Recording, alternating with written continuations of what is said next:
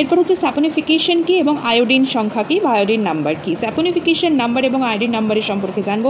1 গ্রাম চর্বি বা তেলকে সম্পূর্ণরূপে সাবানে পরিণত করতে যত মিলিগ্রাম পটাশিয়াম হাইড্রক্সাইডের প্রয়োজন হয় তাকে সেই চর্বি বা তেলের স্যাপনিফিকেশন সংখ্যা বলে। মানে 1 গ্রাম তেল বা চর্বিকে সম্পূর্ণরূপে সাবানে রূপান্তরিত করতে যত মিলিগ্রাম পটাশিয়াম হাইড্রক্সাইড লাগছে সেটাই হচ্ছে সেই চর্বি বা তেলের স্যাপনিফিকেশন নাম্বার।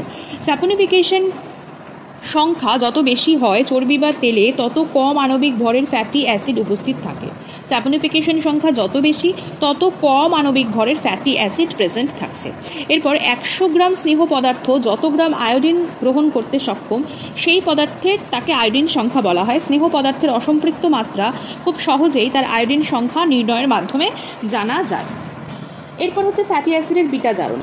বিজ্ঞানী লুপের মতে বিটা জারণ প্রক্রিয়ায় ফ্যাটি অ্যাসিডের বিটা স্থানে অর্থাৎ কার্বক্সিল মূলক থেকে তৃতীয় কার্বন অণুতে ঘটে থাকে। প্রতিটি স্তরে বিটা জারণের ফলে 2টি কার্বন একক উৎপন্ন হচ্ছে, ফ্যাটি অ্যাসিডের 2টি কার্বন একক উৎপন্ন হচ্ছে এবং সেই যে 2টি কার্বন অণু হ্রাস পাচ্ছে।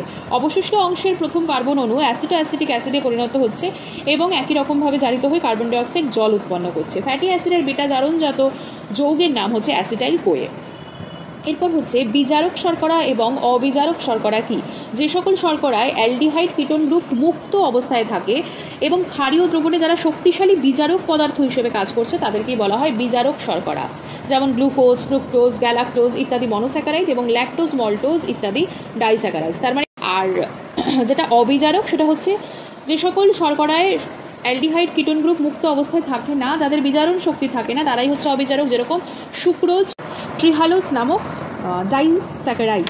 এরপর হচ্ছে ফ্যাট, তেল এবং মোমের মধ্যে পার্থক্য। ফ্যাটি অ্যাসিড এবং অ্যালকোহল মেইনলি গ্লিসারলের এস্টারকেই বলা হচ্ছে ফ্যাট।